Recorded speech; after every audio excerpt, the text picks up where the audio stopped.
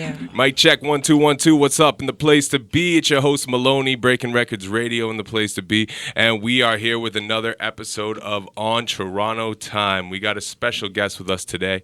We got the lovely Raxx in the house. What's up? What's up? How's it going? It's going. It's going. I'm happy to be here. Thank you for having me. Hey, thank you for coming. You know, actually, to be honest, it was like the universe kind of lined this up. You know, I reached out and you're like, actually, I'm available these 2 nights, which was like a couple days ago. And it was like, this is actually absolutely perfect because I have both those evenings available. And September's been busy, let me tell you. And you got a lot of stuff on the up and coming as well too. So hold on, let me make sure that I get the dates correct because you sent me something. So I want to make sure I hammer them absolutely perfectly. Yes. So September 22nd, you got the Thick Chick? Thick Chick coming out. CHIC. I remember that as like chic. Like what's the song? Good times. Doom, doom, doom, doom, doom, doom. Right? Is that it? Is that chic? I have no idea what you're talking about. Oh come on! You know Rapper's Delight. I know Rapper's Delight. Yeah, the sample, the good. It's Good Times, isn't that chic? Chic, SHIC. I'm pretty sure. Oh, doom, possibly. Doom, doom, doom, doom, doom. Anyways, but so you got the thick, like thick. All right, release party. Yes. And so tell us a little bit about that. Very excited. We shot a video. We shot a video in June. It's kind of got a country feel to it. I'm very proud of this video. And so I'm just like kind of celebrating. I'm celebrating all the success that we had this summer. A lot of things have happened. And yeah, Dirty Devil Vodka is sponsoring, as well as Cottage Springs. So that was a real sponsor. Yes, real sponsors.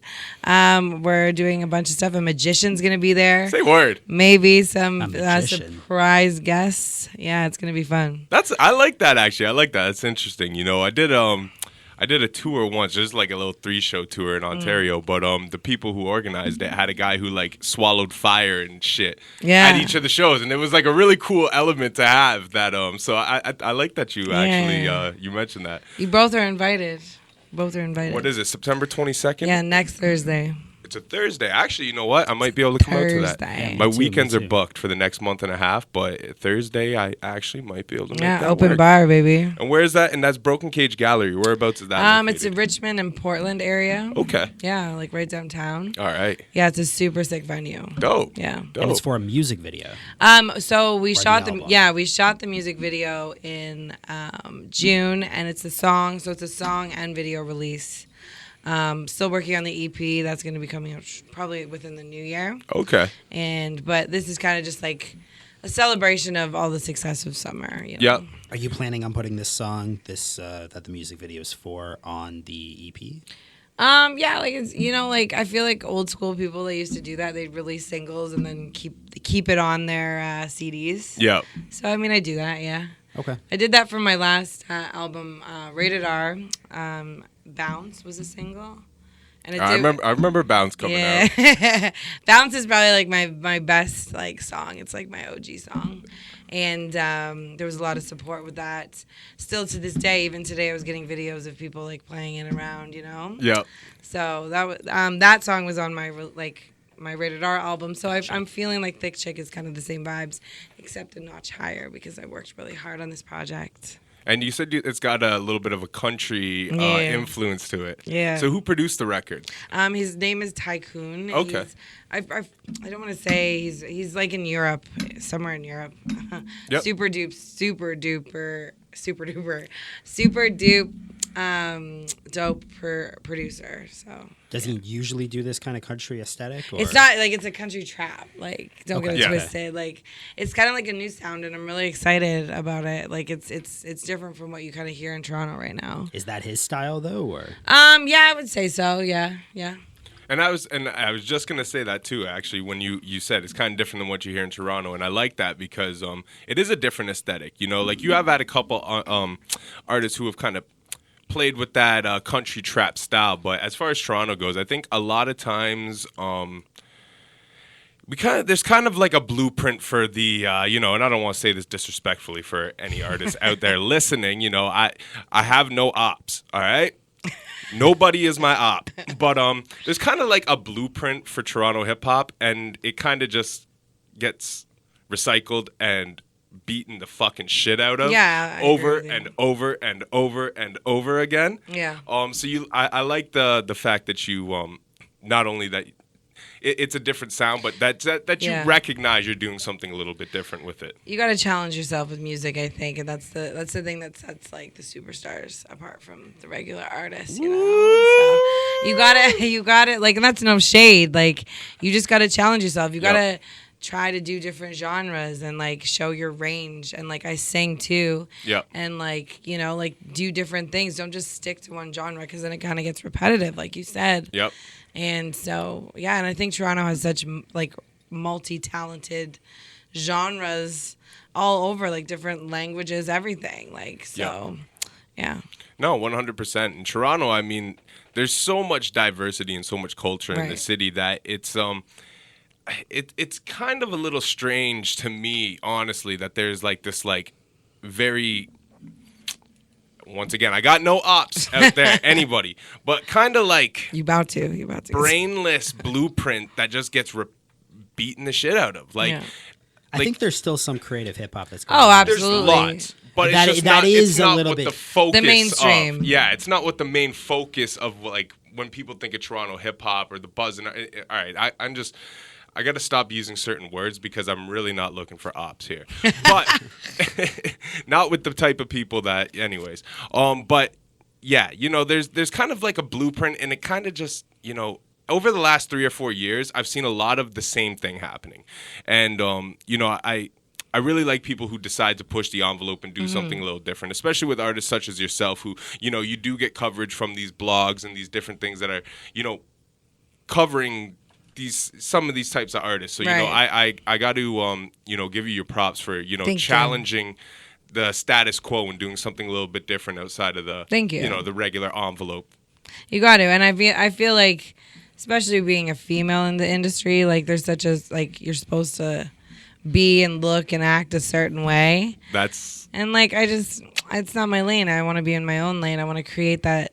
Like, people always are like, oh, like, who would you compare yourself to? Like, I don't want to compare myself to anyone. I mean, there's people that I look up to, and there's people that like influence my sound, but I definitely want to have my own thing, right? Yeah. 100%. And actually, even you just saying that, what you just said too. See, now you're actually the first female guest we've had on Toronto Time. So make some noise for that. No soundboard here, but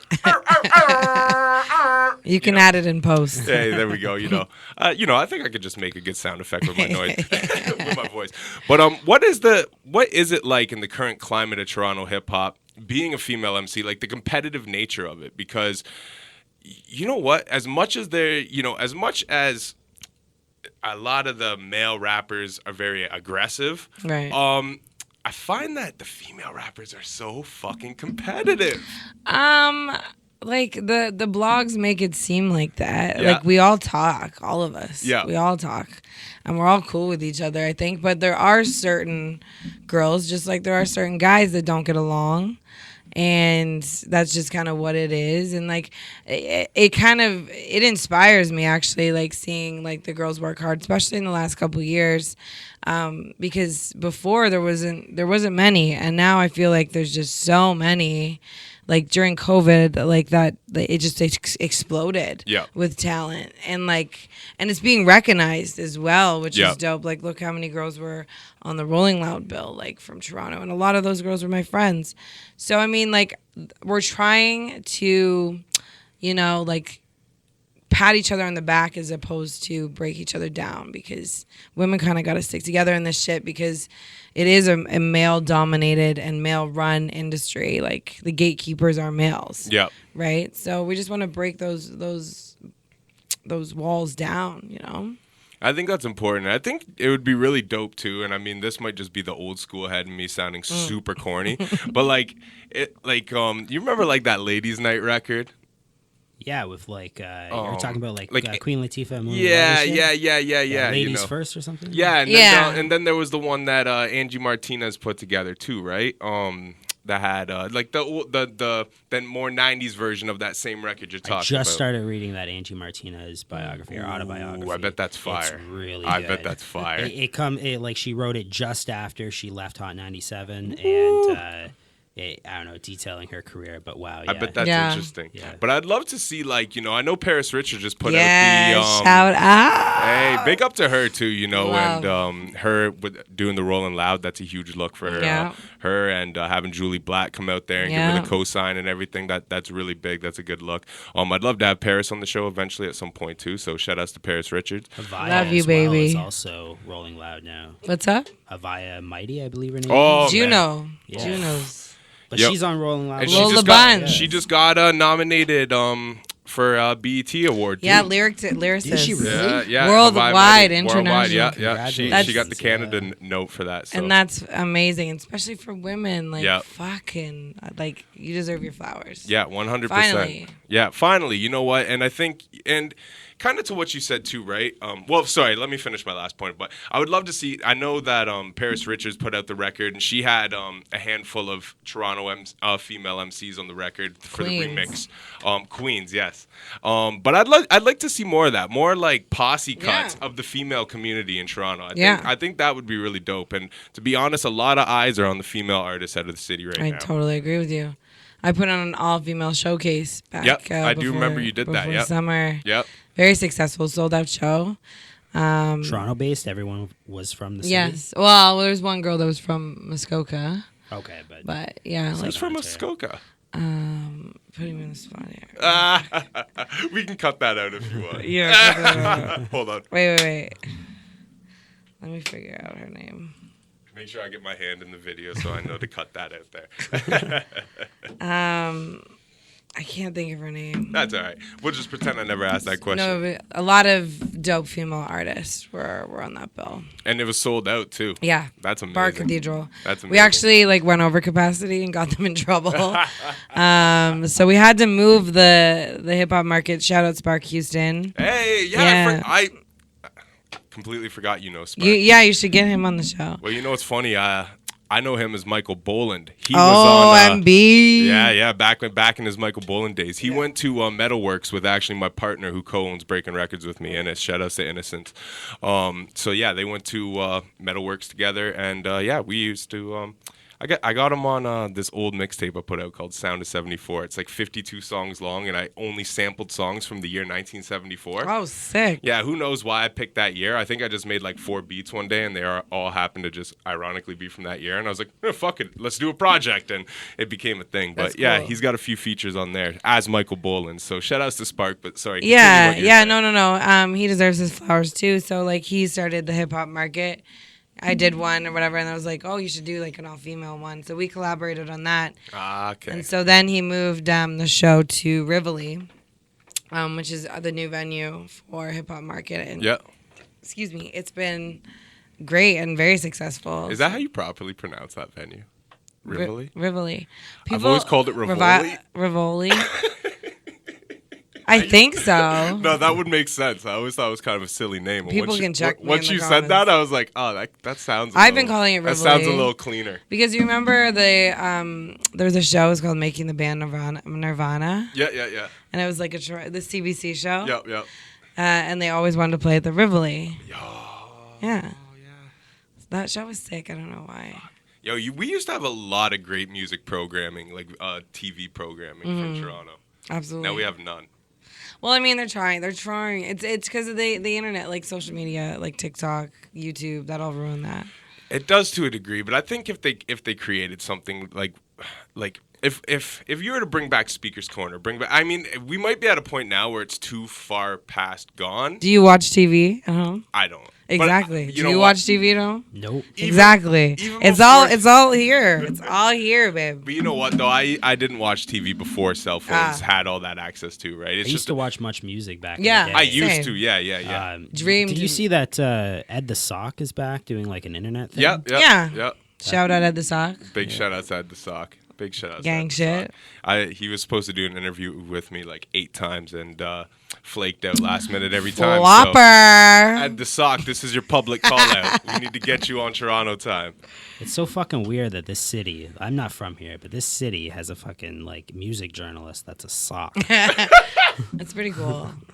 Yo, do you guys It's a remember bit strange. Fromage? It's a bit Yeah. Yo, The cheese hats. I used to love The that other one shit. that fucking Much Music had was Nardwar, and shout outs to Nardwar. But Yo. That is my dream. Kind of fucking strange dude, right? Yeah. He had Dream a fucking interview. sock Same. and Nardwar doing Dream interviews for the interview. program. I want to meet him. I want him to blow my mind. That's my dream interview. Hearing it here, like I want. Do you know what the worst like interview I ever seen was from Nardwar? Was when he did Nas and Nas like disrespected him. You gotta get it. You gotta understand. It actually aggravated me. I'm like, yo, Nas, for somebody who's so like, Chill. you know what I mean? I've Like, seen a lot of really shitty Nardwar interviews, and not on behalf of Nardwar, but just The on behalf artist. of the guest. You gotta understand Nardwar. Like you gotta get it. Yeah. Like Tyler the Creator, he got it. Yeah, sure. You Well, know? and most do at this point because Nardwar has a name for himself. But Right. if you go back and like look at like his interviews with like NoFX and shit, and like Yo. like people are just like, what the fuck is this? Get him out of here. Like, yo, you guys see the This dude's offensive to me. Jay-Z interview? yeah. He has no idea. He just Pharrell suggested it, so he's like, so who is Jay-Z? He goes on for 2.5 minutes. Jay-Z's a boy born in Brooklyn, Marcy Projects, who came. He's like, okay. He's like, you didn't get it. And Jay-Z, like, you could tell that, like, at the end, Jay-Z's like, oh, like, I wasn't supposed to When he freezes. get so philosophical with my answer. Like, okay. It's so funny. That shit's hilarious. Oh, wait, hold on. What is that? Chris. Okay, sorry about that. But anyways, so I do want to go back and talk about your history and kind of the climate of Toronto hip-hop and at the time of that. But before we do so, I do want to make sure we get the things that you have up and coming out of the way first, Right. so we can knock these out. And to be honest, for editing purposes, it'll make it much easier to make these clips before the interview and hit deadlines, so we can promote them online and all that good stuff before they hit, right? Right. So also September 30th, you have the Cranium Festival Yes. in Ottawa. Yes. So tell us a little bit about that. Yeah, I'm really excited. It's my first festival. That's a 3-day festival. I'm on day 2. Okay. Who else is on it? I should know this, but a lot of dope artists. Doobie is on day 3. Woo! And he was just at Rolling Loud. Did you attend Rolling Loud? I would only. It sounds like your answer is about to be what my answer would I be. would only attend if I was getting paid to go to Rolling Loud. Yeah, that's pretty much And mine. but I like would attend if I had a press pass and I was Yes, able to. it's- Yeah. if I was that, able to yes. get some A press interviews. pass, I yes. think I would, but honestly, there's almost nobody on that bill that I really want to interview. Right. But you take the opportunities. there's A lot of the Toronto acts on the bill I'd like to Avaya interview. Mighty's dope. But I could Absolutely. interview her outside of a Rolling Loud contest. That's the thing, right? A lot of those acts, they're in the city, so Yeah. you don't necessarily have to go to Rolling Loud to get like a 3-minute interview with a bunch of sound in the background. That ideally, doing interviews at shows suck. Yeah, but like respect and shout outs to like Charlie B and like all those people. Like he put on a good thing. Like it sucks. Like festivals, you gotta roll with the punches. Like some Yep. people can't get past the border. Things happen. Yep. You gotta roll with those punches. Yeah, you know? it's a lot of shit to put on, and especially for an American festival to come over your first time in Canada. Right. And it looks like everything went pretty damn like smoothly. as good as it could have. damn near, yeah. After So, Moolah got taken off, I thought I was. that. What's up with that? Like Don Tolliver got added though, so they were adding people. oh in yeah, replacement, and Well- and Tory Lanez. Tory Lanez. Tory Lanez added. got added. He Yeah. wasn't on the. He wasn't original on there show? initially. No. Really? Yeah. Wow. I'm And he surprised put they on a even- very good show, as to what I saw. That's Like, what I heard. I heard yeah. he was one of the best performances. Yeah. Big up to Tory Lanez Yeah. too, man. He's It's his comeback. It's his comeback here. he's that guy, man. He's an alien. Like I don't know many people who can dabble in different pockets the way that man can. Yeah, and that's going back to like the whole challenging yourself thing. Yep. I think he, as well as Drake and Weeknd, look at all these artists that made it. They all challenge themselves. They all do these different genres. So I encourage, even Havana Mighty, Yeah. like she like She challenge. is incredible. Yeah. She is like certainly a unique Yeah. artist. oh Yeah. my lord. And like And her sister too. Yeah. Very Who's her sister? musically talented. Omega. Omega. Yeah. Okay. Oh no, like, and the crazy shit is, I remember like, so I don't know. I mean, this is on the record, so I could be wrong, but I'm pretty sure I produced a record back in like 2012 that Hawaii Mighty was on. Like, I just remember that name, and it just, you know, it's a distinct name, right? Sure. Yeah. And at that time, it was like some really random person who got the beat from me. So it was like, you know, the song is lost in archives of, I don't even know, it might be on a hard drive, or you know, I used to back my shit up on DVDs, so it might be on like a backed up You're DVD aging somewhere, yourself. right? Yeah, you know. Hey, I'm 32, but you know what? Ew. I look like I'm 25. So. Facts. But young enough to get ID'd at the beer store. yeah, you know what I mean. You know, it's a beautiful thing. You know, so I could sit where I could sit happily where I sit. No, you know, same. it's okay. Age is just a number. Facts. You know, I act like I'm 12. So Yeah. Same.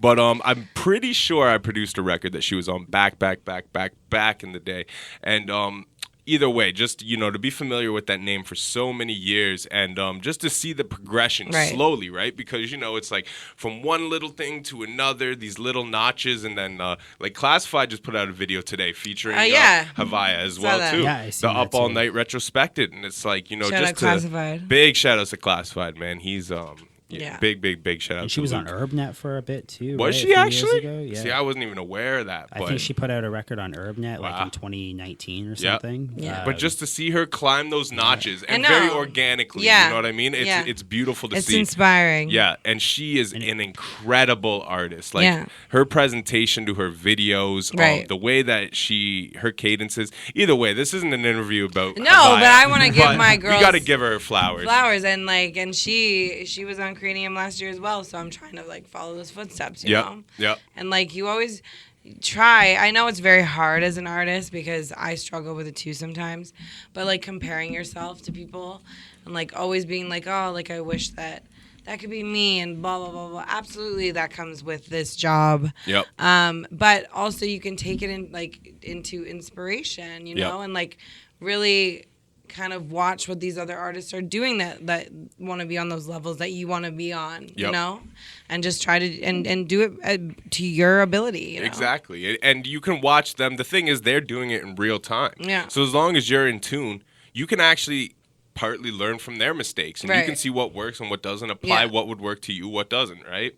And you know, and it's kind of what you said. I think is a very important actual piece. Is that you have two types of people, right? You have those who inspire and choose to be inspired, and then you have those who come with a negative energy. And it's like, why does this person get that? Why is this person? You know what I mean? And it's very easy to look at people and be like, they don't deserve that, or they don't deserve this, but I mean, like, who the fuck are you to say who deserves what if you're not putting the work in? Exactly. You know, look at these people. They're literally setting a blueprint in front of our faces right now, and you can either choose to take notes and choose to apply what may or may not work to you, or, you know, you could sit there dormant and just kick yourself in the ass and hate everything in life. But, you know, there's no rule book to this, and everyone has their own journey, and everyone has their own things and like their own successes and things that you gotta like.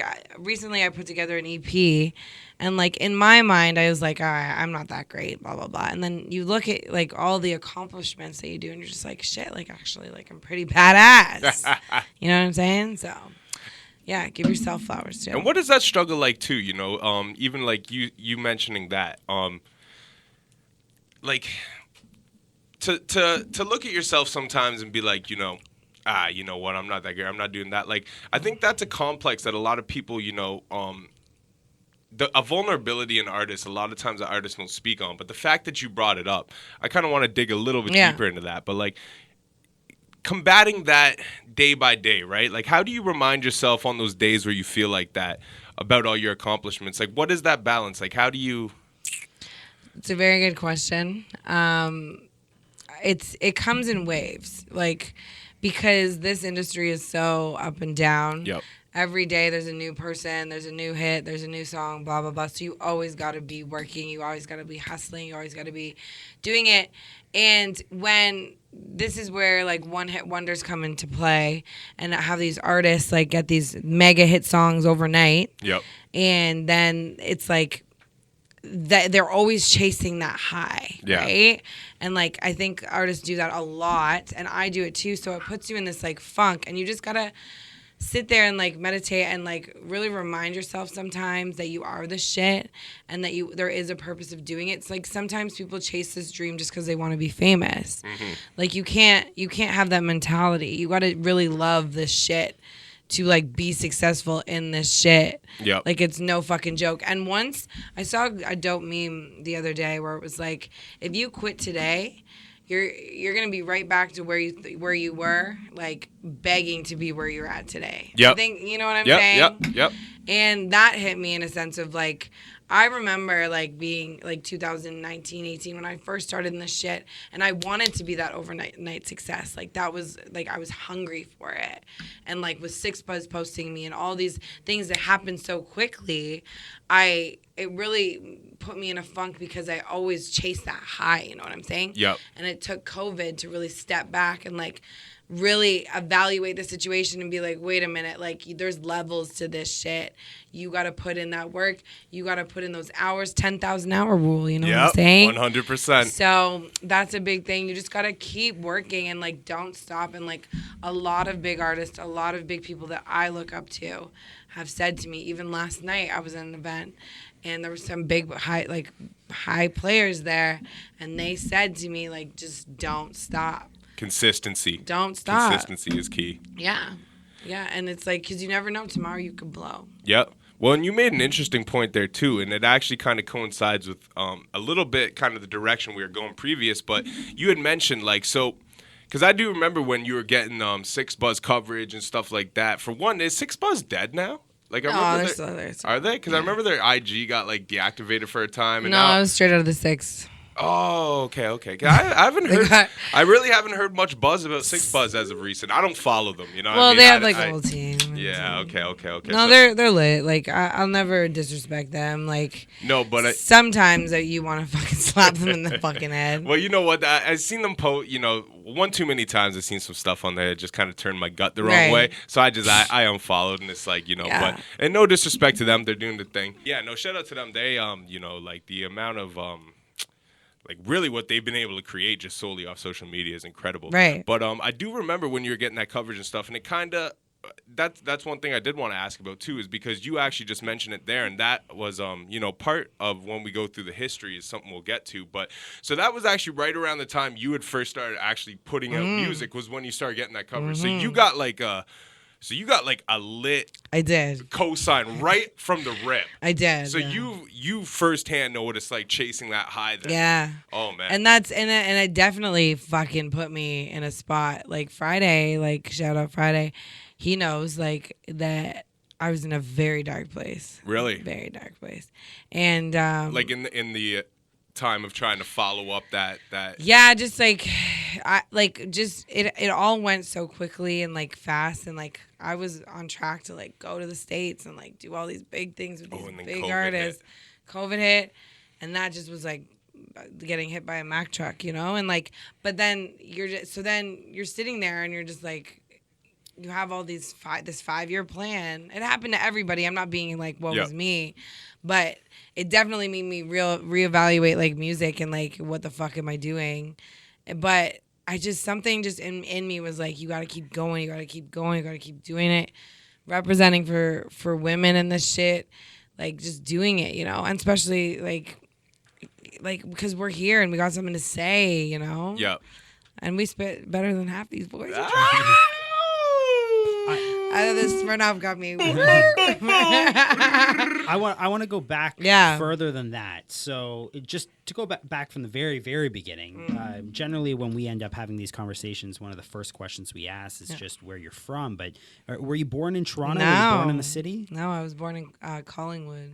Okay, you're born in Collingwood. You're a small town. I'm a small town ting. I was born in Brantford. Oh, shit. Yeah, you know where Brantford is, right? Be down. You're a Collingwood girl. You know what Brantford is. Hey. So I grew up. How long do you stay in Collingwood before moving to Toronto? Well, I've been in Toronto for 7 years now. 7 years. Yeah. Okay. I've been Don't here for age 9. me. I've been here for 9. Make some Don't noise. age me. I've been here for like 3 weeks. So. And you're killing it. But yeah, no, I grew up snowboarding. Like snowboarding was my passion, and like I was really good at it. Yeah, you got snowboarding out in Collingwood and shit. Yeah. But I broke my back. Fun fact. Yeah. Broke your back. Yeah, my L2 and 3. But this is where the story is funny. Like snowboarding. Crazy. Because I did like slope style and stuff, like rails and jumps and shit. Oh shit, eh? Yeah, because that's all you do up in Collingwood. Because it's not like powder. Yeah. You're in the park. Yep. So yeah, I was in Whistler, and then was out riding, and I overshot and landed flat, and then my spine compressed, broke 2 of my vertebrae, my wrist, and then had a bad concussion because I wasn't wearing a helmet. And my doctor was like, if you were like a foot higher, you would have been paralyzed for 1. And like I would have had brain damage too because I didn't have a helmet on and smashed my head. But it comes back to the universe in full circle. My doctor was like, oh, like kind of like for your memory, because I was like slurred speech and stuff like that. They're like, do poetry, write poetry. Really? And that's where it all started. No way. Yeah. Were you a fan of hip hop culture prior to Yeah, that? I mean, like I would like my first album I ever bought was Nas Illmatic. Hey! Yeah. So, and like snowboarding, hip hop comes with it too. Sure. Right? Yeah. Yeah. I was into skateboarding. That's pretty early on. Yeah. Certainly before hip hop became a real passion. I was familiar with some of the culture, but that was certainly an entry point for me for like. Yeah. I remember like Plan B's virtual reality video had. Fear Itself by Casual on there, like hieroglyphics. The hieroglyphic shit used to get a lot of playing skate and snowboarding videos. So like that was my first taste of like hip hop music that I liked outside of like Eminem. Really? Yeah. And it stood out to me. So hold on. I got a question for you. Yeah, As two people who are supposed to be hip hop journalists and hip hop purists, I can't say the first album I bought was as dope as Illmatic. No, what about you? not at all. I'm pretty sure my first hip hop album was actually, maybe I can battle this a little bit. So the first album that I ever that I remember not getting from like a gift or asking somebody, or also not getting. That's what I'm saying. Like I bought it with my own money. Not getting from like a thrift shop, because I definitely got thrift shop counts though. Yeah. I have no idea thrift shop wise, because I just bought everything with a parental advisory sticker at a point. But when I like had real money and I like went to a record store and asked for something and they didn't have it, and I put it in order, it was Apathy's Eastern Connecticut. Oh, really? In 2006. No shit. Yeah. Wow. So you're on that underground shit when you bought your first. Yo, my first rap album, shit. Probably like No Way Out, Puffy. Or Eastern Philosophy. It's all about the Benjamins. But yo, that song still knocks though. Come on.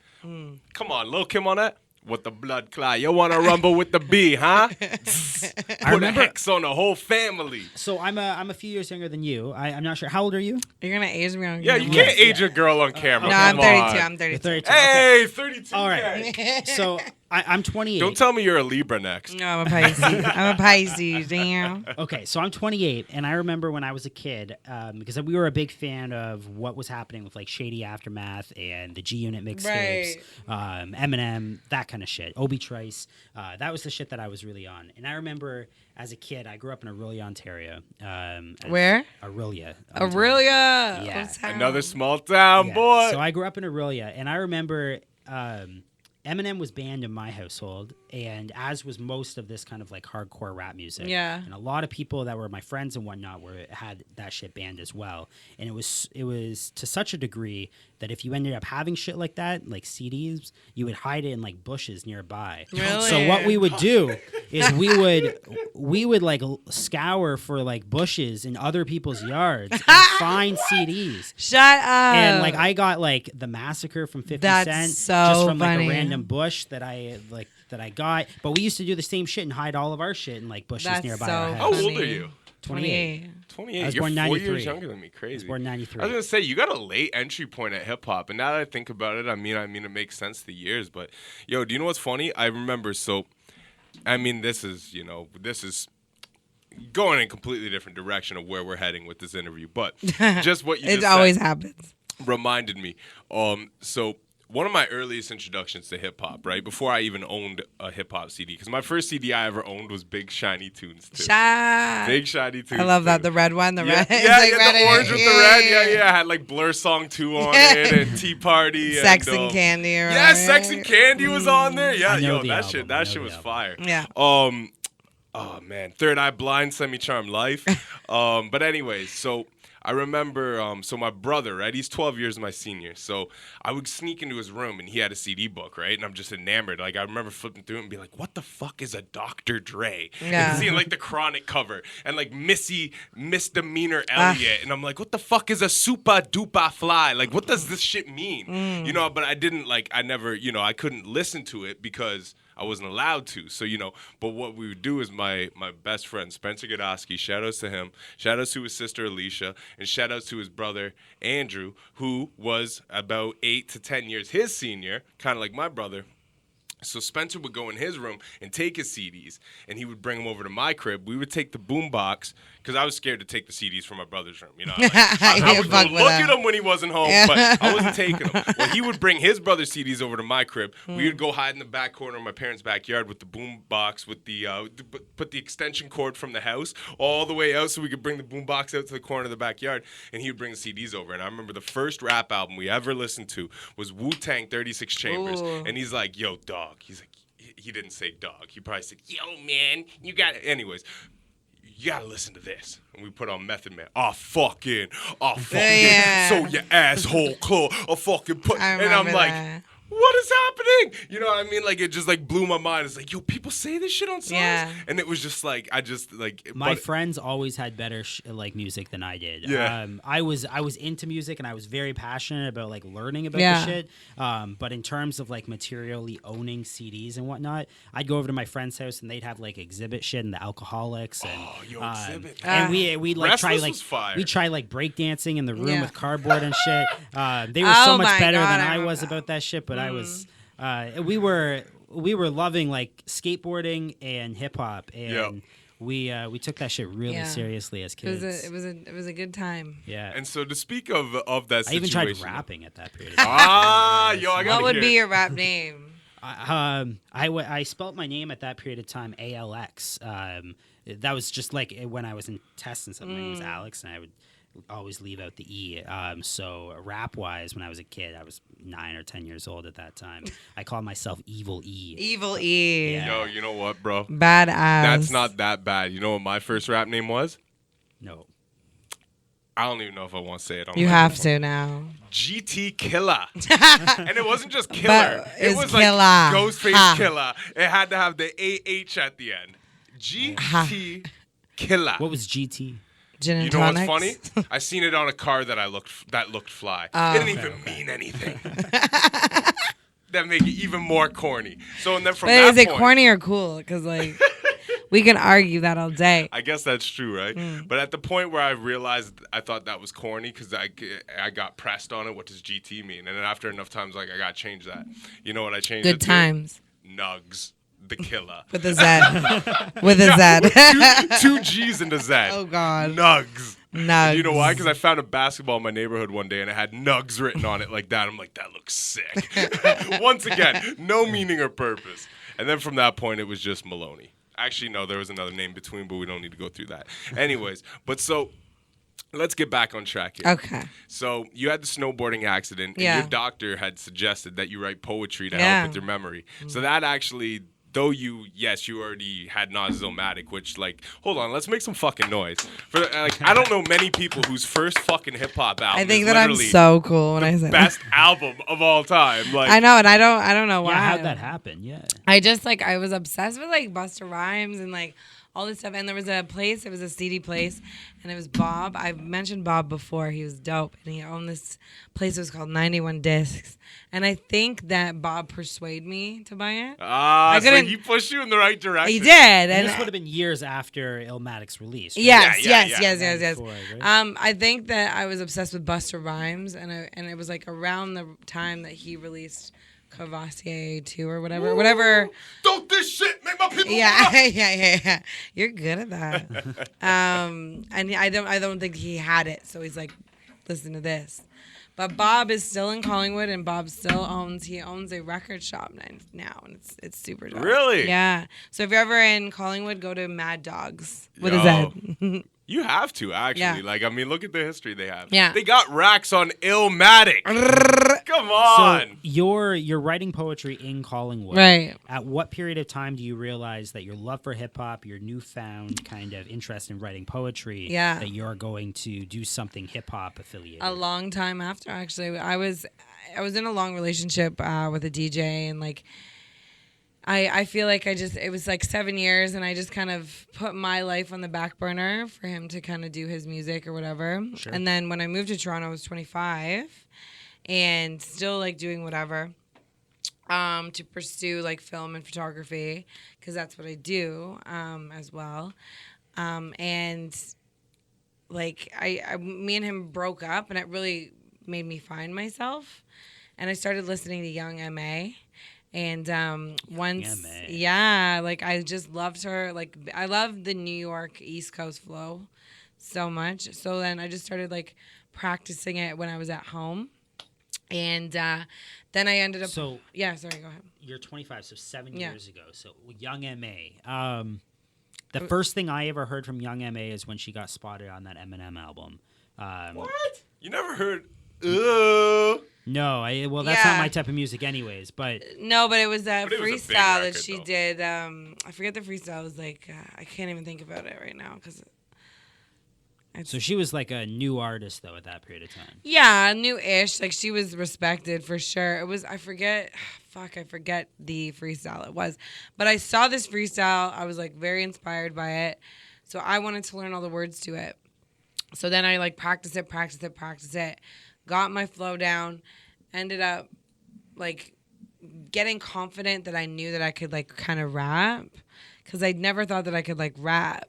And then I started writing my own shit, and then I wrote this like stupid song. It's called Hi Friends, with like HIGH friends, because like we were doing a lot of partying back in the day, and wrote this stupid song, filmed it, put it on Facebook, and it was around the time that like Facebook was like, well, no, like Facebook has been here forever, but it just kind of blew up on Facebook. And then6ixBuzz. No way. Yes. Hey. 6ixBuzz. Shout out to the Briz Master. Was actually one of the first people that like reached out to me and was like, really? Yeah. She's like, hey, like I would love. She saw. Did she have you at the Kitty's Palace? Yeah. Okay, that was one of my first shows. No way. Ever. Yeah. Wow. Yeah. Crazy. And she reached out to me on Facebook because she saw that video of me freestyling, and she's like, yo, like you should come on the Kitty Palace, blah blah blah. And then you know what? We're gonna do something here that we've never attempted to do before during an interview. Go live. We are going to do our best Drink Champs impersonation right now. Oh God, what's that? And we're gonna call StacyBuzz. Oh. Brizzle?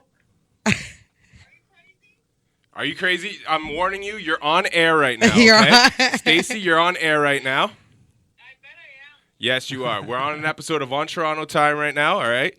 Are you gonna come on the camera for us, or are you just? Or am I just gonna look at your Wu-Tang painting? Yeah, you can look at my window, bro. You didn't even mess. You gotta warn a girl. No, I can't. I can't warn you because you just got brought up in an interview, and I thought that we would do our best Drink Champs impersonation and call you live on air.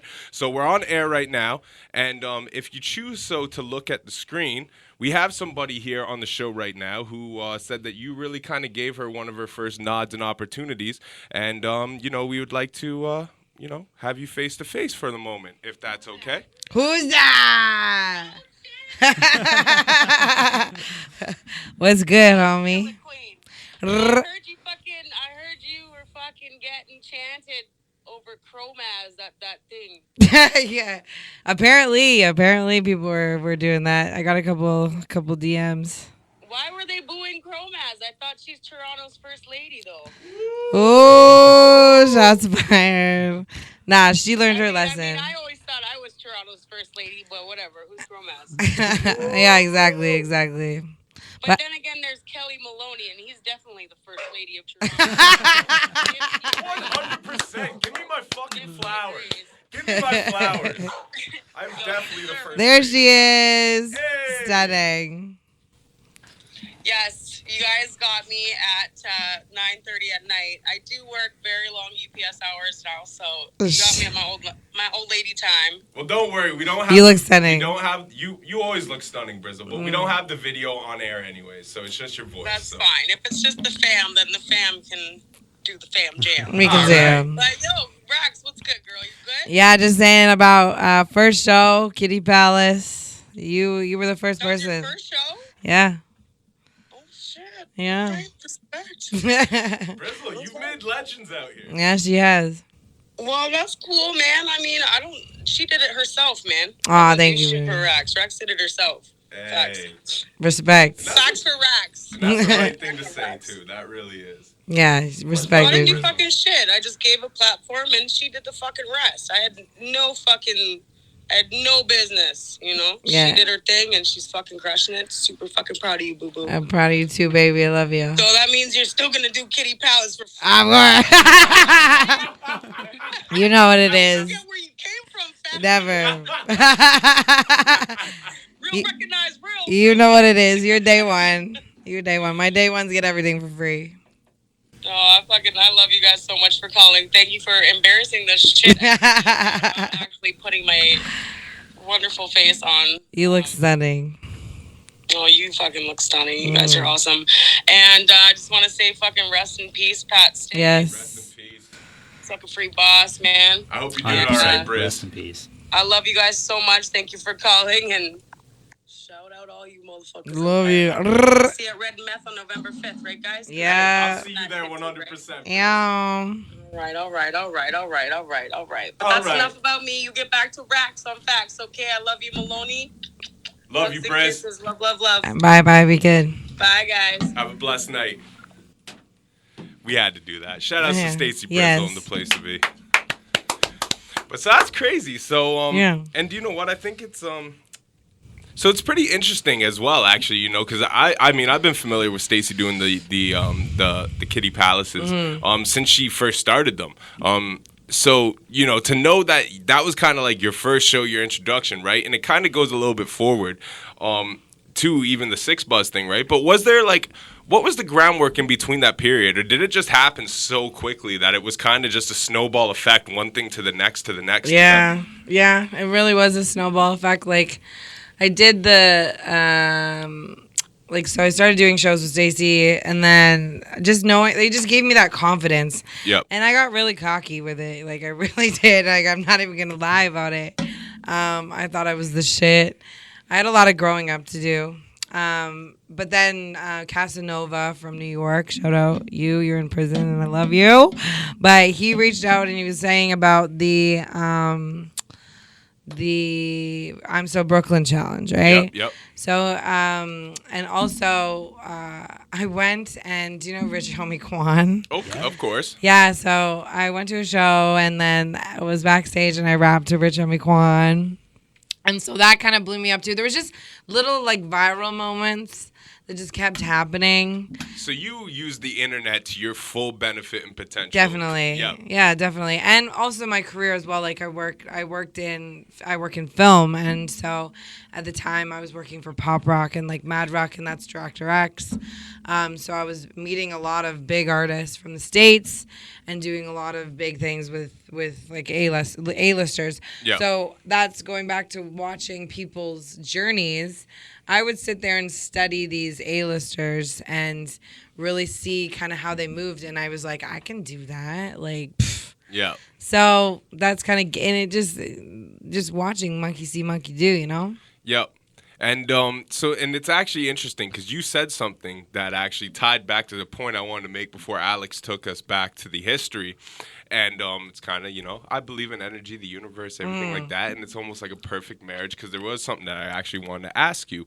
And because you were talking about how when the 6ixBuzz thing happened, right? And it's all of a sudden it's I'm putting stuff out and it's I got all this at my disposal, right? And you had mentioned as things started to move and you kind of had like an ego to you, right? Yeah. It kind of went to your head. And as actually, before he took it back, I was going to ask you, did you find that, you know, when the pandemic happened and forced you to slow down, do you think that was a humbling experience Definitely. that you needed? Yeah. Yeah. Definitely. And, like, I mean, I went through some other things. Like, I was in a relationship with someone. Some shit went down. They were almost murdered. Oh, wow. Sorry to hear that. Yeah, no, but it's all good. They're good now. And that was kind of humbling as well, you know? Yeah. So there was a lot of stuff that, like, happened that kind of, like, put a roadblock in my plan. But, I mean, these are the things, like, that make you grow as a human, as an artist, as a person. Like, you know, like, you got to go through these things. Like, it's not just going to be an easy ride. And if it is, like, who wants that? Like, yeah. You got to go through the hard times. It takes a lot of, what's the diamond saying? Like, it's a diamond in the rough, you know? Yep. Yeah. And now, with the thing of ego, I want to bring up something else, which I don't know if you even are aware of or remember. Oh, God. Alex is thinking, oh, fuck, we're going to go here. Because I briefed him on it. What did I do? You didn't do anything. I did something. To me? Well, we're going to go there. Oh, God. So I don't know if you remember this, but me and you actually had a disagreement, I guess you could put it, at one point. We did? Yes. And it's my fault. Now this goes attached to ego. And now, now when we're pinpointing time frame. When did this happen? It would be right around that same time that you're talking Oh, about. God. Around that era, right? But you remember those fucking rap play cards that they came out with the Toronto rap stars or whatever? Yeah. Okay, so at a low point in my musical journey, when I was focused on being more so just a journalist and I kind of put music behind me, my dumbass decided to submit some fucking bullshit records that I wasn't really proud of at the time to these guys and, you know, get one of my rap cards. Well, they got a rap card. I got my ratings back. I wasn't impressed. Oh, were you the guy that, like, started chirping me because of my rating? I am the guy who said, Raxx got this rating and you gave me this? Because my rating was like, I think like 10 below your score, right? And I'm like, yo, I'm about this. I'm an MC. But once again, it goes to the ego thing, right? Yeah. And I remember I said something, and you came back, and you're like, what? And I remember there was a disagreement. I don't know, but I do know it ended in something you saying, hey, I know people, so watch how you move. Oh, really? Ew, cringe. And it was funny, though, because, you know, like, in more recent times, you know, me and you, like, we've been following each other, showing each other love and stuff. And it's been one of those things in the back of my head that I'm embarrassed by, but I've wondered, I'm like, I wonder if she remembers that, or if this is just, like, something that completely went by and, you know, she's forgotten about. Oh, but bro. I'm like, you know, and then, you know, obviously. That's so funny. It's not something I'm not just going to bring up randomly, right? No, you got to put me on the spot for that. That's funny. That's good TV. That is amazing. No, like, the internet trolls, like, I live for internet trolls. Yeah. I love them. I think it's so funny. Like, sometimes, like, you're just like, if you're in, like, a bad mood, you're like, fuck. But I love, like trolls so much. But when we're talking about ego, that's why I wanted to bring it up. Right. Because that's an example of me letting my ego get the best of me, right? Right. You know what I mean? Because at the same time, that's not, you know, to put you on the spot in a situation like that wasn't right of me. So even though it's something that's behind us, you don't even make the correlation until I said it. I want to apologize for you. You're so cute. I want to apologize to you because that is a moment where I allowed my ego to be a weakness of myself, and that's you know, that's not something I like to wear on my sleeve like that. Like, you know, we all have that. It happens to us all, though, right? Yeah. But you know, when you were talking about that, I wanted to take accountability for a moment where I allowed my ego to do the same thing. It's funny though. Like, it's funny. Like, people like have this like energy with you online, and then like in person, it's completely different. Yeah. And it's so funny. Like, and that's the beautiful thing about the internet. Yeah. Love it. Well, I think even at that time, my Instagram handle was different and stuff. So I wondered, I was like, does she realize I'm the same person? I'm like, she probably doesn't. I'm like, but I even told Alex, and that's why I pointed at him before I brought it up. I don't remember. There's always been. I used to do Toronto Talks, right, here with Mike and Dustin. So that was around the time when this whole thing transpired. I don't know if you remember that, but I love it. Yeah. So, no, I live for that shit. But you know, I'm a person who believes in taking accountability. That's so cool. I think I'm very big on that. And another thing is just, you know, you know, it related. We can to the laugh about it conversation. now. We can now. And I had a feeling you probably didn't correlate the two, but I felt it was my duty to at least, you know, let you know that that's was me. Respect for that. That takes a big mind to like, you know, like say like, oh, I talk shit to you before, you know. I did, and I was wrong for it. You know what I mean? That was my own inner weakness, you know, showing through, and my own shortcomings, and trying to project down to somebody else. And for me to project that onto a female is even more embarrassing and even more wrong. Nah. You know what I mean? No, you know, I think you know, it's corny. We deal with it. We deal with it all the time. It is corny though, you know. So I want to take accountability for that, and publicly, you know, the same way that I addressed it publicly back then, I want to publicly on air say I apologize, Respect. and that was wrong of me. No, okay, it's all cool. It's all cool, and that's the beautiful thing about it. Like those rap cards caused drama. They did. Same with all those fucking lists. Like shout out Freddie and Gutsy, but fuck you guys. With the list. Hey, you know what? At least if you make a list, the way I see it is this: if you at least make a list, no one says shit if they make the list. Yeah, right. No one says shit if they make the list. I've been on a list. They're like, oh, cool, awesome. You don't make the list, you're like, fucking. Yeah, but no, I love those boys. Shout out, we love hip hop. Yep, shout out, we love hip hop. Yeah. Actually, Friday's gonna be here next week, so is he? Shout out to him. Yep. He is on Friday in? Pardon me. Friday in for this show? Sorry. We're bringing Friday in for this show? Yeah, Friday's going to be on Tuesday. I love next that. Next Tuesday, yeah. Friday has been following my footsteps in interviews. he's doing all my... Yo, he did Bulls and Beats. Keep that in. Keep it in. I'm keeping Friday, it in. It's staying in. I'm keeping it in, but thank God that this is going to air after he's here. Because I don't want him canceling last minute. Like, no, hey! he wouldn't. We're cool. Me and Friday have an shout out to Friday, man. He's been putting in incredible groundwork. Yes. He's incredible. He's Toronto Papi. And he's on his game. And he's done some really incredible things. And I'm super excited to have a conversation with him because, once again, for this show, you know, he has a different perspective from a different era, and he's seen a lot of things happen. So one thing I do want to actually uncover too before we take it to you know, kind of the current, but I want to also kind of touch base because you said you moved to Toronto about 7 years ago, right? And so at that time you were not necessarily an active hip hop artist when you first moved here. So what caused you to move here? Is it working in film? Yeah. Okay. Film and photography and just getting away from the small town mindset. Because I felt bigger than that, you know. I feel you 100%. Yeah. And you stay in a small town and it's easy to become a victim of a small town. Yeah. Because all there is to do in small towns is get drunk, do drugs, and have sex and have kids. Facts. Basically. At least in a big city you can have sex. There's more opportunity. Not have kids, right? There's more opportunity. And you can do drugs at Comfort Zone. Yeah. Did you ever have a Comfort Zones phase? Like I want to say I definitely had a phase. Like, don't get that twisted. Make some noise for Comfort Zone. Make some noise. I didn't ever go to Comfort Zone. I think it was more a what's the other one? Coda. Okay, yep.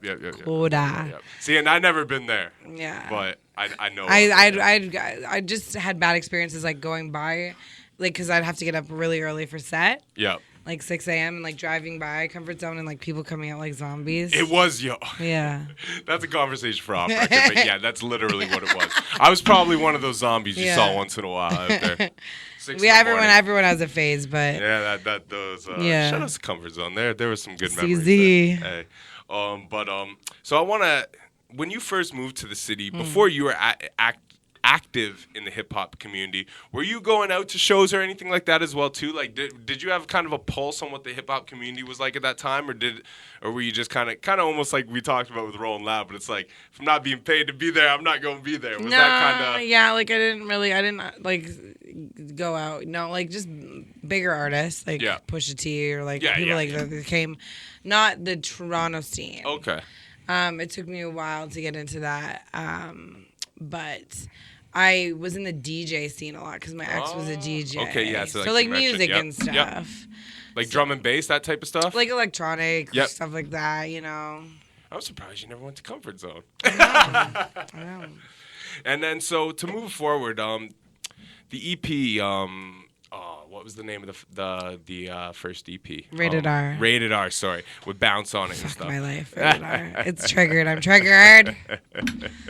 That got released right before COVID. Like, we worked so hard on that project. Well, and you guys had buzz leading up to it. I remember it. I remember the buzz. I remember the videos dropping. I remember. I put my titties on the cover.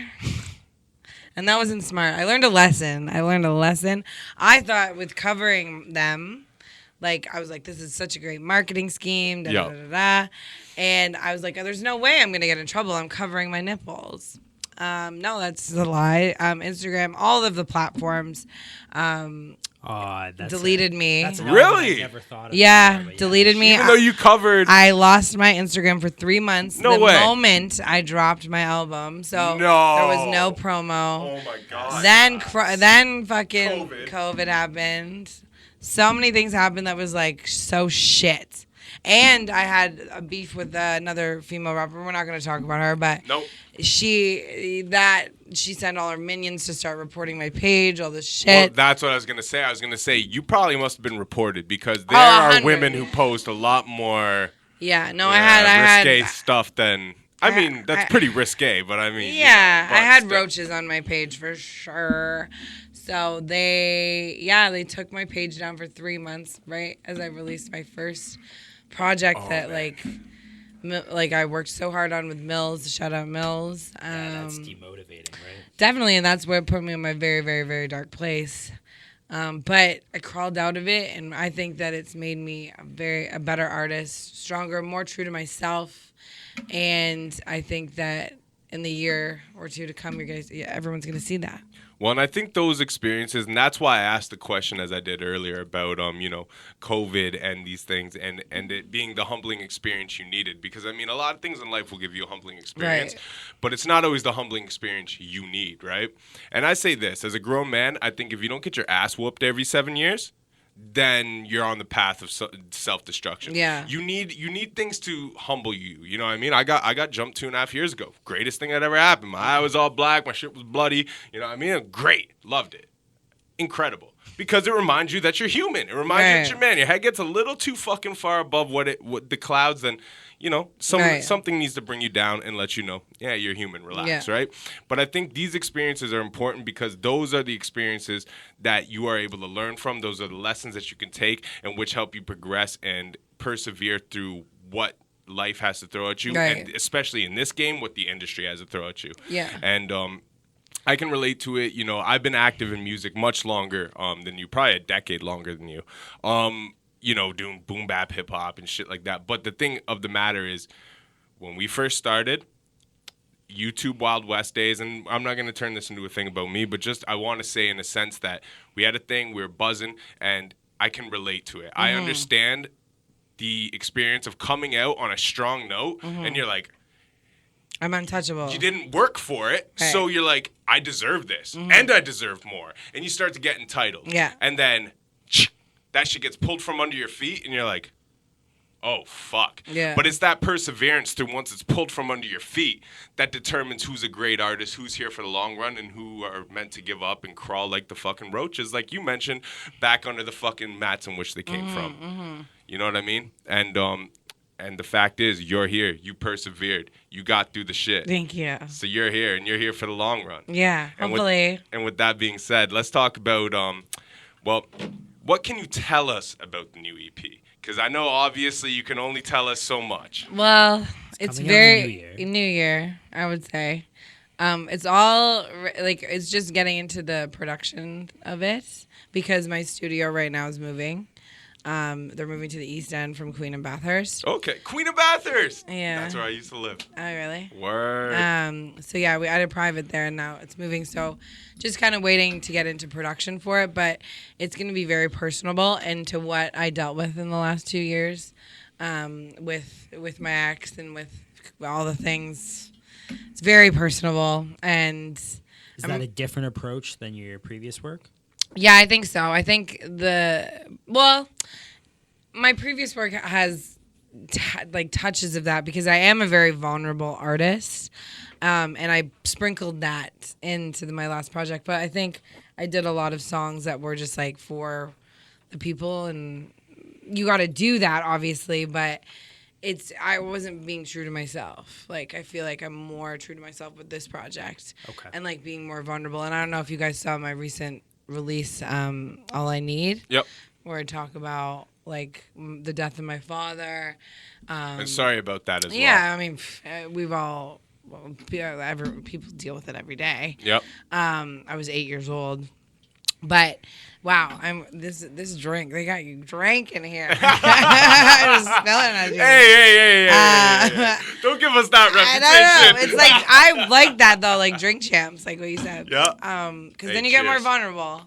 But no, like, just being more true to myself with this project, and I want it to relate to people more, you know? Yep.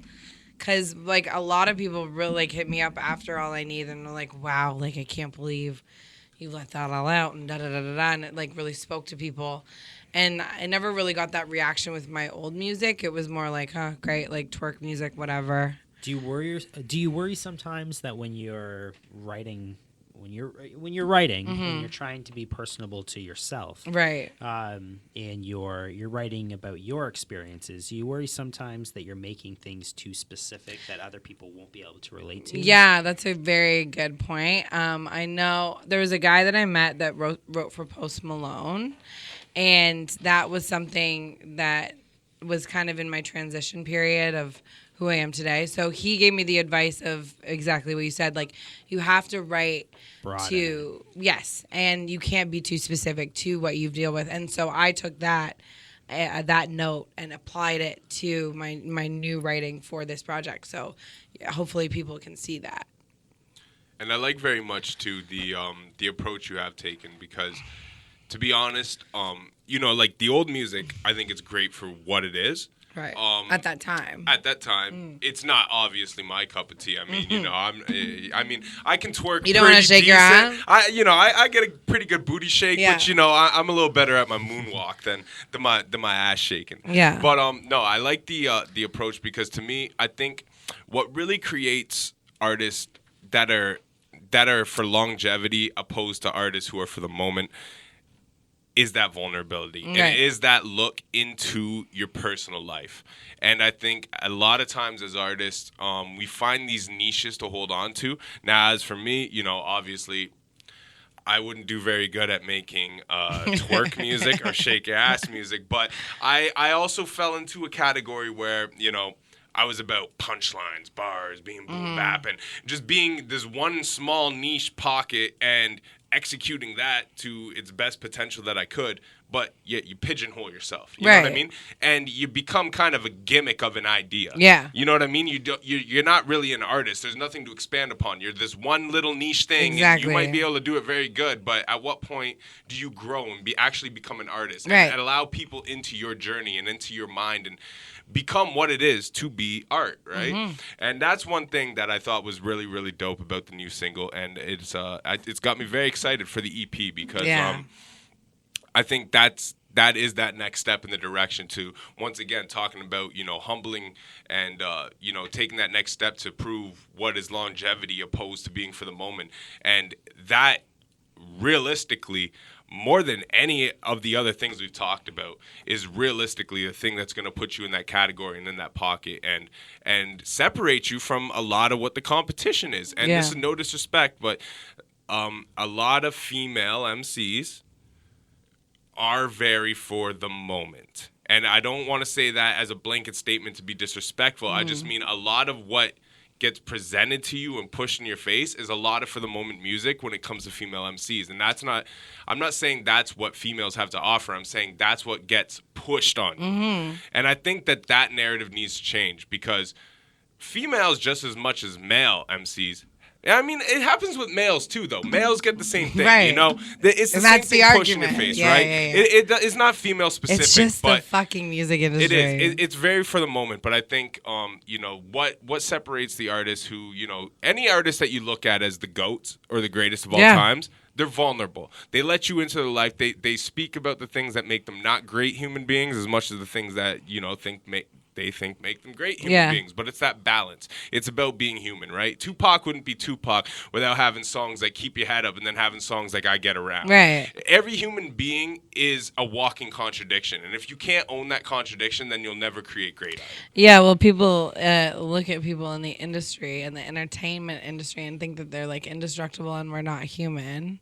And like even on a scale of not even like this scale, like even A-list celebrities, like I have partied and been around a lot of people that, you know, it's crazy to hear like their stories and they're just like you and me, you know, and people put them on such a pedestal. Yep. You know, it's toxic. It's very toxic, but you just got to keep yourself grounded in this shit. Like, and that's going back to the ego and stuff like that. I think that hopefully people check themselves like we all have, you know. Well, and that's the thing, right? I think because when your ego gets checked, there's two types of people, right? There's people who are going to crumble to it, and there's people who keep persevering. And I think the people who persevere through it, not all of us can achieve absolute greatness, as depending what your definition of greatness is. Right, and what is success? What is fame? But that is the blueprint to create greatness. Right. You know what I mean? Now, not all of us are going to go on to be Drake or going to go on, but I think we're all destined for greatness in our own reigns and our own rights of what our own definitions of success are, right? But your ego needs to be checked at a certain point. And the people who go without that, they're on a slippery slope. And I feel bad for somebody who doesn't allow their ego to be checked. Yeah. But, you know, and I know... we got one other thing that I know is coming up in the short term that we have to bring up. Yes. I'm bringing it up here. But before we get to it, because, I mean, we could technically close on that note, but I want to know, is there anything else that we haven't touched on specifically that you would like to touch on? And also, as well as Alex as well, too, if there's any points that you want to touch on that maybe... No, I'm interested in the history kind of element, but I think we ended up kind of bringing your career up, at least today. Yeah, I think we're good. So is there anything else that you specifically wanted to touch on before we get to this last piece here, which is out of everything you got coming up? What this last piece is. I'm very excited about it. Well, this last piece you should be excited about because, I mean, you got a few of these events on the immediate up and coming, and all of them sound very interesting. But this one specifically, especially for me, who grew up watching much music, who remember seeing all my east side people, can I hear y'all? Let me hear you say yes. Let me hear you say yes. Give me the keys to the truck so I can start to hustling. All right, Cardinal Official. Yeah. Boop, boop, boop. So, October 1st, you got the Fiddler's Green in Shannonville, Ontario with Mr. Cardi.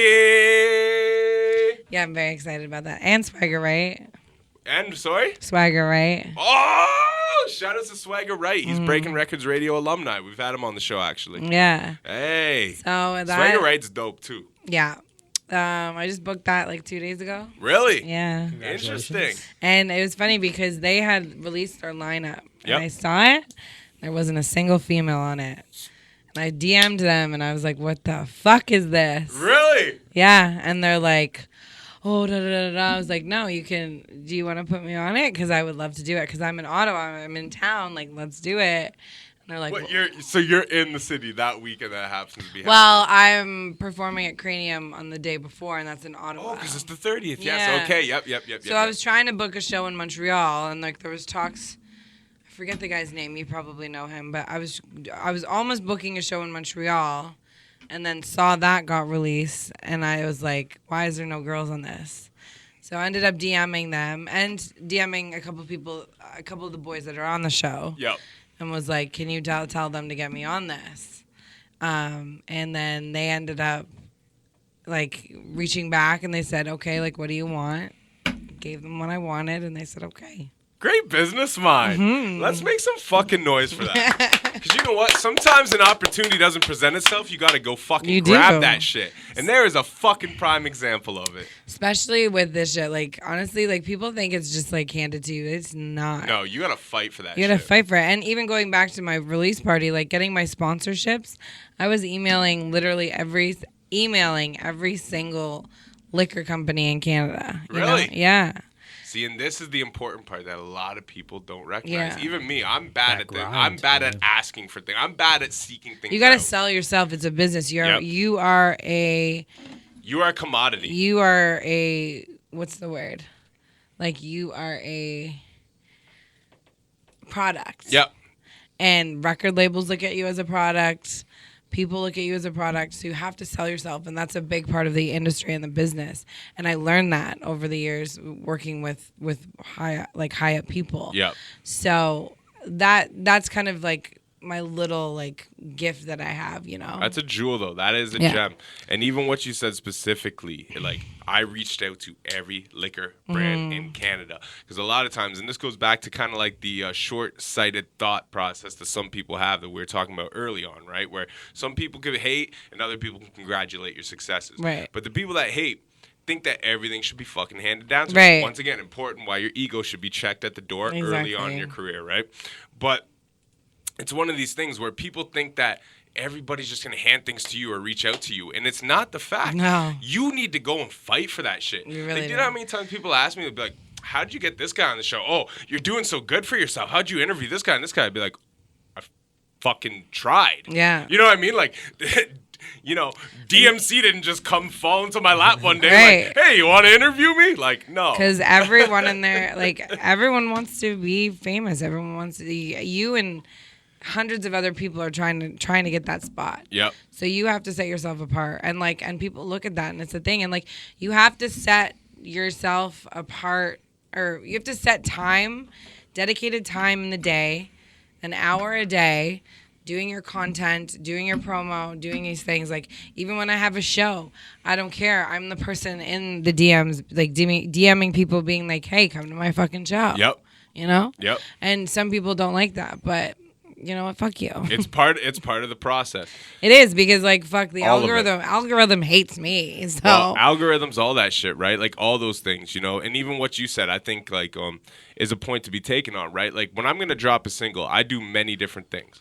One of the first things is long before that single's dropping, I start garnering up. I call it rallying the troops, and so it'll be like, hey, who wants to hear some new music? Bite that idea. Every person who likes these posts, and I trigger the posts is specifically written in a sense where like 98% of the people that like this post want to hear them. You know what I mean? I'm not trying to trick you. Right. You know what I mean? It's very specifically written in the context of the writing, right?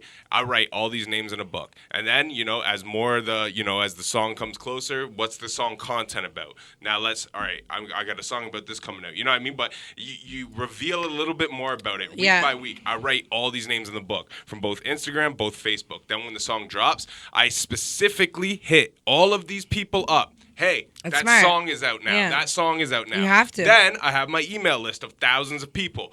Then that goes out the week after. You know what I mean? But these are like just as an artist. Yeah. These are the minor marketing things you have to do as an independent artist yourself. And when you said the DM thing, that's the only reason I brought that up is just, you know, these are the things that a lot of artists, once again, when your ego doesn't get checked, you think you're above this. You think people should come flock to your fucking dick or your vagina or your tits or your asshole. Yes. Whatever you're inviting people to, you think they should flock to it when that's not the case. You have to fucking work for that People shit. Don't give a fuck. No. People do not give a fuck. And that's the thing. Until you're up, they don't give a fuck.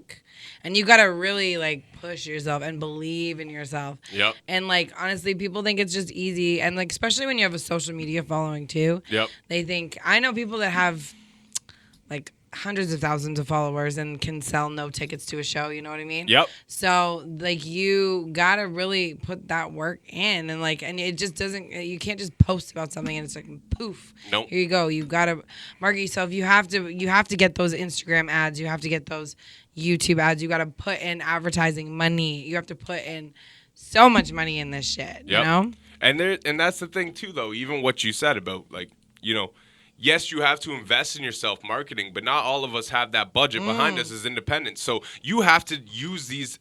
The thing is learning your platform, right?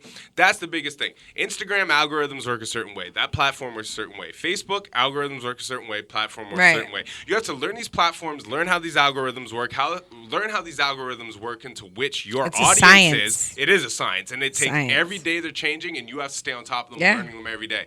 And you have to find out the ways. We're giving like people should be paying for this advice right now. Right? These are jewels right here, honestly. And you got to stay on top of these things, and you got to literally learn how to make them work to your best benefit. Because I see people on the polar opposite side of the spectrum who do just throw money at it. They think, oh, well, I'm too cool for school, so I'm not going to engage my audience at all. I'm going to drop a song, yo, new song, run it up. But nobody's running it up for you. So now I see your sponsored ad on Instagram and on Facebook and on nothing and on every other platform. People still aren't running it up because, once again, you can't just throw money at shit and expect it to turn to gold. Yeah. You have to. Everything has to be simultaneous and work as a. It has to work in harmony. Right. You know what I mean? Mm-hmm. And that's the important thing. And you know, and I think you are representing that blueprint of that work. And thank you. Honestly, at this point, you know, once again. On record, I'd like to apologize for God, stop. But you know what? Because I think me and you have a lot more in common than especially naive me at that time would have said. But I think it's a testament to how, you know, the internet, sometimes it's so easy to say things or get emotional or speak out of pocket when realistically a lot of us have a lot more in common than we even care to realize, but we don't give each other that time of day to even realize it. Right. So, you know, I want to thank you for coming onto the platform. Thank you. Allowing us to have this conversation with you. I think it was a great conversation, very enlightening. I've learned a lot about you. And but most of all, you know, I'm glad we had this opportunity to actually connect. Thanks for getting me buzzed. And before this should be your thing. Like, seriously, it should be your thing. That used to be our thing on the podcast. It should be your thing. The problem was I would get too buzzed. You gotta be moderate, but get your artist, get your guest buzzed. Hey. And shout out to our man, Alex. He's never on camera, but we're going to turn the camera since we're at the tail end here. Yes. Alex, what's up, my man? Oh, man, everything's good. Hey. And again, thank you so much for coming on and taking the time out of your night to speak to us. Oh, yeah. We both appreciate it. We appreciate it very much. And before we... someone like myself, too. Like, I don't know you. I don't know really the background. So this has been, as Kelly said, like an enlightening experience. Amazing. And before we let it go, is there anything you want to shout out? I mean, you can do your socials and all that, but all that will be tagged in the video and everything anyways. But like any sponsors, anything specific? Just make sure that you go and stream Thick Chick when it comes out September 22nd. Woo! Y'all invited. I don't know when this is coming out, but y'all invited to the party. Also, look out for anything else that's coming out in the new year. Be kind to each other because I know that the world is in a fucking shitty place right now. I try to be nice to everyone that I can. Certain people deserve it. But yeah, and follow me, Raxx, Raxx, official music on all platforms, TikTok, Instagram, Twitter. Run it up. And before we end it, another positive note that people should take note from artists. What she just said. Raxx, Raxx, official music on all platforms. If your Instagram and your fucking Twitter and your fucking TikTok don't align, you're doing something wrong. Right. Figure your fucking shit out. Nothing worse than an artist whose shit is different on all fucking platforms. Now, if you're the fucking Game, you can be Los Angeles Confidential on one and something else on the other. But if you're not the fucking Game or on that stature, dog, you're not Beyonce. You're not dropping a surprise album tomorrow and people are listening to it, all right? So fucking learn the fucking game and get your fucking social straight. Hate that shit. Period. Take your shit serious. Much love, Raxx. Thank you for coming through. Thank you so much. Make some noise. And shout out to Brizzle.